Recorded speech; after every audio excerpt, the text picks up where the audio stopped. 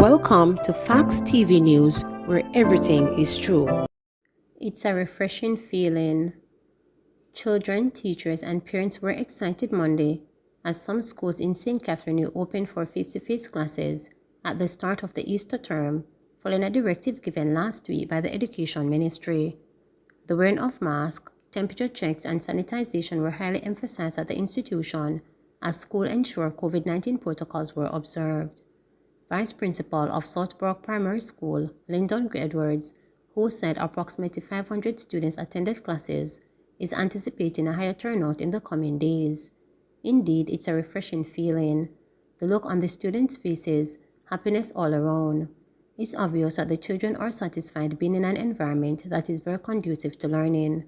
They are able to see their teachers, their classmates, and pretty much ready to engage for this academic year, he said.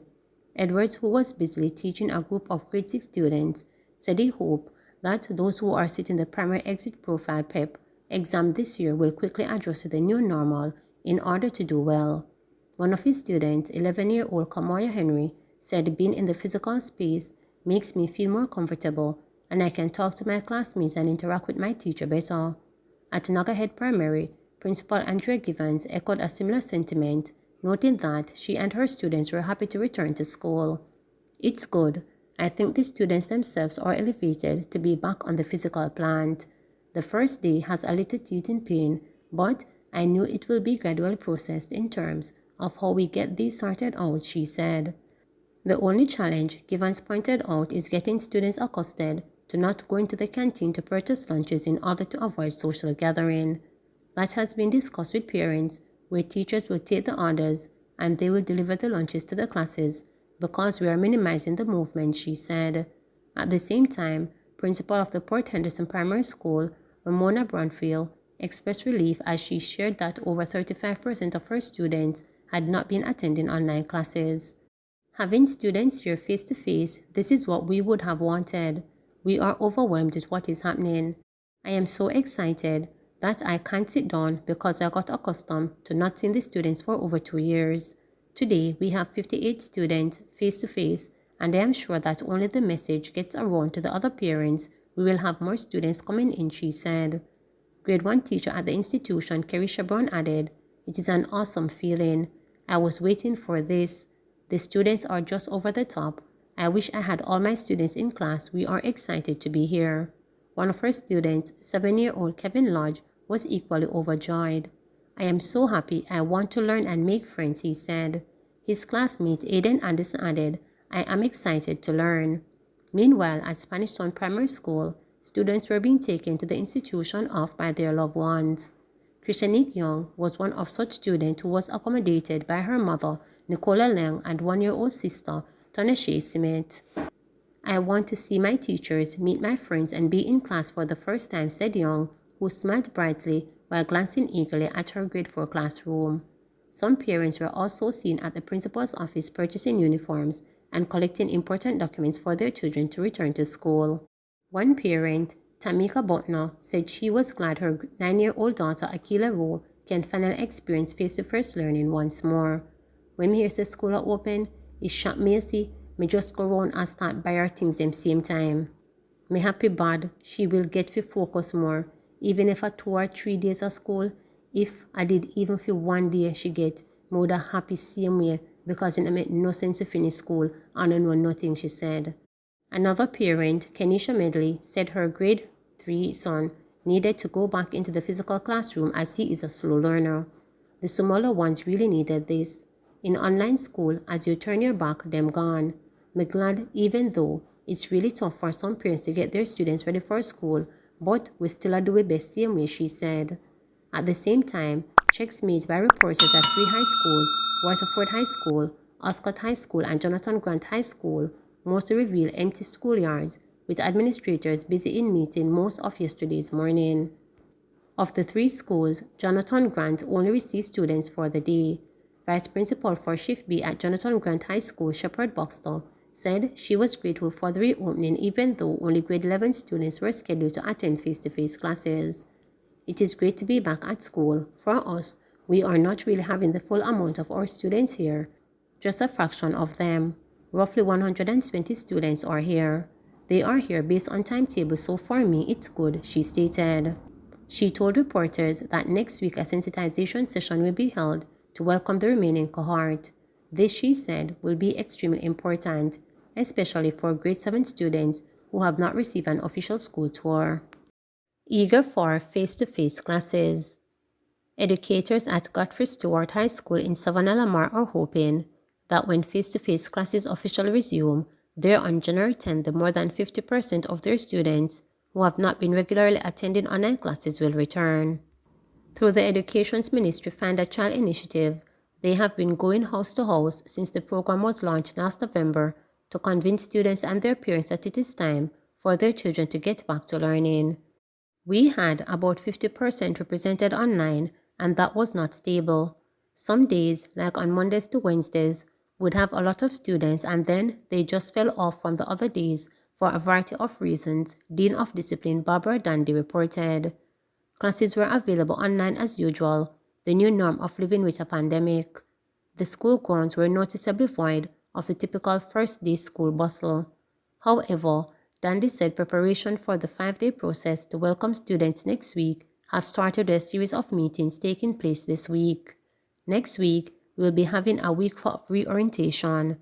Even though they would have an orientation when the academic year just begun in September, we will be having them in a grade by grade to go over the renewed protocols.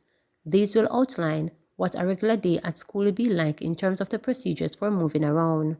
Also, Parish Disaster Preparedness Coordinator will be coming in to talk about earthquake preparedness, Dandy stated. Like many schools across the country, Godfrey Stewart will welcome students for the first time face-to-face classes in small groups in keeping with COVID-19 protocols. We will be facilitating our students in what we're calling cycles. Each cycle would see 3 groups per week, so starting on the week of the 17th when face-to-face classes officially start, we'll have the first cycle with grades 7, 8, and 11, Dandy reported. On the second week of the 24th, we will have the second cycle, which would see grades 9 and 10 and 11 again. The next week, we will go back to the first cycle, and we will continue to alternate like that, she continued. She noted that while one cycle is having face-to-face classes, the others will be having online classes. There is a similar approach being used at Petersfield Primary and Infant School in the parish, which already rolled out plans for the return of its full cohort and started welcoming students on Monday morning. We have all grades 1, 3, and 6 today. We are rotating them because it's more practical for our situation rather than splitting them up. The directive that was given by the Ministry of Education was that we would do what is best logically for us, and that is what we are doing, said Principal Susan Rottry-Hammond. We have our grade 6 students coming in 4 days, grade 4 coming in 3 days, and the other students will come in for 2 days. When they are not here for face-to-face classes, they will continue virtual learning lessons. She noted that while parents have been largely receptive to the idea of resuming face-to-face classes, the school has options in place for those who may not want their children to return to school. We had meeting with parents in December where we sensitized them and answered their questions and concerns regarding the reopening of school. For the most part, there were no hesitant parents as they were happy for the reopening because we know that there is nothing like face-to-face classes. But in the event that there are parents who are not comfortable with the arrangements, we will show them special consideration and allow their child or children to have online classes, said Rottry-Hammond. Relax, Warmington tells Hannah. Minister with responsibility for works, Edward Warmington, says that there is no truth to claim that his ministry is victimizing Southeast St. Anne residents, adding that a contentious road project in that constituency is being delayed only as a result of established procurement guidelines. The $30 million project comprised repairs of section to the road from Claremont to Higgintown in Southeast St. Anne, where Lisa Hanna of the parliamentary opposition is Member of Parliament. In a press release, Hanna stated that motorists and residents' protests over the road condition on Monday came almost a year after they staged a similar demonstration. She claimed that the delay in commencing the repair was due to political victimization and sabotage. She added that, although Warmington advised her 6 months ago that the contract for the road was out for public tender, neither has her ministry nor the National Works Agency can tell us when the work will begin, and worse if a contractor has been selected to do the job. I am calling on the government to publicly address this matter as we are being kept in the dark and we are seeing other major roads being fixed in adjacent constituencies, Hannah added. But Warmington, in response, noted that he has no control over the procurement process. The issue is that Lisa just have to relax. She knows the project went out to tender, and so she can't say nobody is briefing her. What the hell is there to be briefing about? The issue is that it is in the procurement procedure now. You have different steps to take, he said. Warmington further indicated that a 6-month wait for a project to go through the procurement process is not unusual, adding that some projects takes up to 15 months to be approved. He also reported that he too is frustrated by the delay in having projects begin. We are trying to find ways to eliminate some of the bottleneck that we have in procurement, some of the bureaucratic bundling, he added. We are trying to streamline the stuff that we don't have to wait for years in 15 months for a project to start. We are now working on that.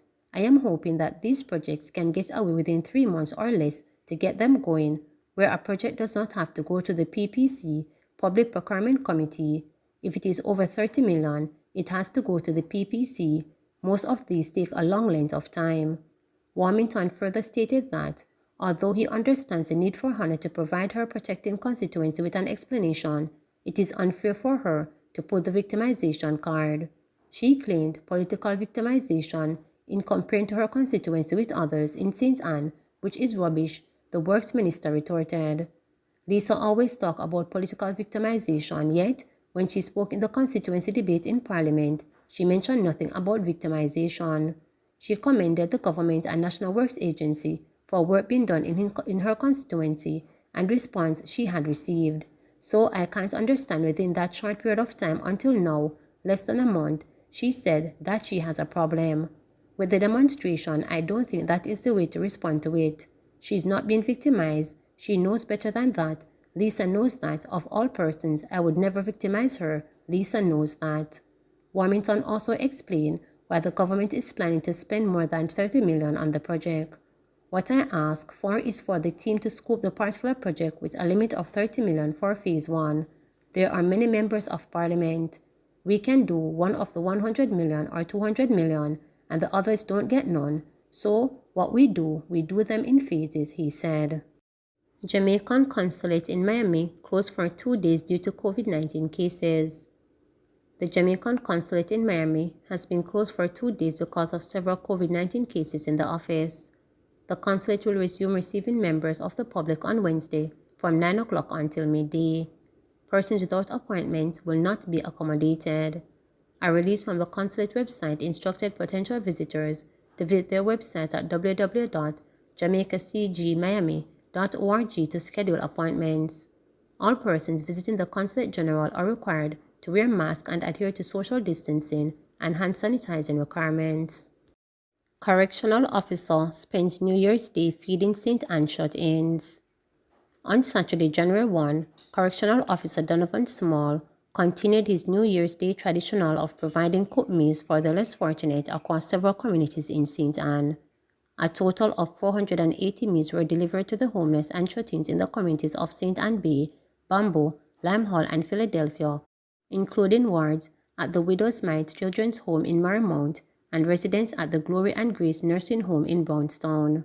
According to a release, Small has made it his duty to spread goodwill and cheer to the less fortunate every New Year's Day since 2014, indicating how passionate he is about serving people who are having a difficulty providing for themselves. The correctional officer said he continues to do his annual treat through the will of God. Small, who is employed to Uriah Corby Juvenile Correctional Center in St. Catherine, shared that the feeding program was made possible through the continued support of relatives, friends, and his church, the Bamboo United Pentecostal Church. I don't think I will stop because we feel so excited to do this, and we found a new location in St. Anne. We're looking forward to next year, and I know it is going to get bigger, he said, not ruling out the possibility of expanding the reach of the program in coming years. Volunteer Shania Wallace, who assisted Small last week with the food distribution, said it was an easy choice to give back to those in need and help strengthen the network for the support of the program. It has always been in me to give back to my community. I am aware that there are shut-ins who cannot come out and help themselves. So it is really a great pleasure to be part of the movement like this. And it's not only show that we are capable of helping others, but our willingness to go out of our way to reach those who cannot come out, she said. Meanwhile, operator for the Glory and Grace Nursing Home, Sandra Dean Simit, said she was grateful for the kindness extended to the residents of the nursing home. The Glory and Grace Nursing Home wants to say a big thank you for what you have been doing for the past 2 years. We really appreciate it, and we hope you will continue doing this for us, she said. Meanwhile, Somali used the opportunity to encourage other Jamaicans to jumpstart give back initiatives where they can. Please remember to subscribe, like, share, and click the notification bell for daily updates.